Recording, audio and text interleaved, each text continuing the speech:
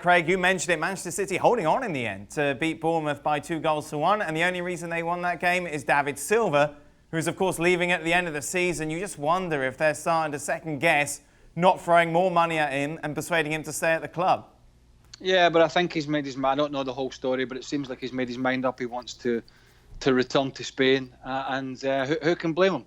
But look, when you look at the possible heir to the throne, and I say possible because it's a long way, you know, the young Phil Foden, who a lot of people have talked about, and Guardiola himself, I think, I read somewhere said, look, to the board, we don't have to go and blow the budget on a replacement for David Silva because we have a young guy in Phil Foden that could step up to the plate. We have other areas of the side that we need to go and strengthen. But I think, you know, what a role model he's been for those young players at Manchester City, to show how you go about it quietly, how you go about it consistently, and how you just churn out those sort of, I've mentioned it, those sort of 8 out of 10 plus performances almost every week. The downside is there's not going to be a bloody soul in the stadium to give him the send-off that he deserves. But I'm sure once we get back to normality, and we will, and the stadiums are full again, he'll come back over to the Etihad and he'll get the adulation and the response and the respect that I think he deserves, along with Vincent Kompany, who had it before him.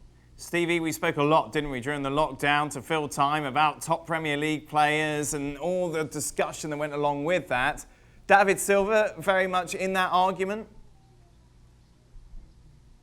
I would say so, yeah. I would say in the time the Premier League's been alive, he's got to be in the top 5 for consistency, for level of performance consistently. It's just it's unfortunate that he's played alongside so many good players who maybe have taken a little bit more adulation than he has. You know, the likes of De Bruyne over the last couple of years, Sterling, Aguero. But I'll tell you what, you ask any of those 3 players, and without him, I'm sure the 3 of them wouldn't have the numbers that they have right now.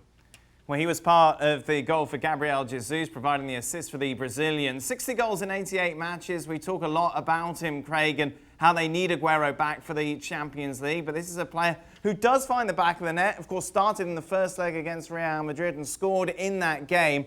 Do we not give him enough credit?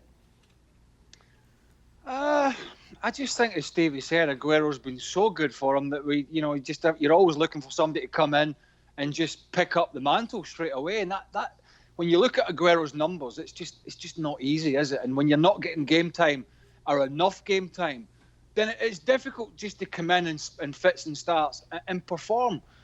But clearly at the moment he's getting an opportunity with the injury to Aguero, and he's going to have to take it, because if I was City, and you mentioned it, the Real Madrid game where the second leg has to be played, we saw the chances that Bournemouth created against him. It was a heck of a lot. We know the issues they've got at the back. Then I think that could be a problematic game for them. So I think they're going to need goals in this Champions League going forward, because they ain't keeping any clean sheets or many at the other end. 60 goals in 88 starts for Jesus. Stevie, good enough for Manchester City? Good enough to see them win the Champions League if he plays ahead of Aguero?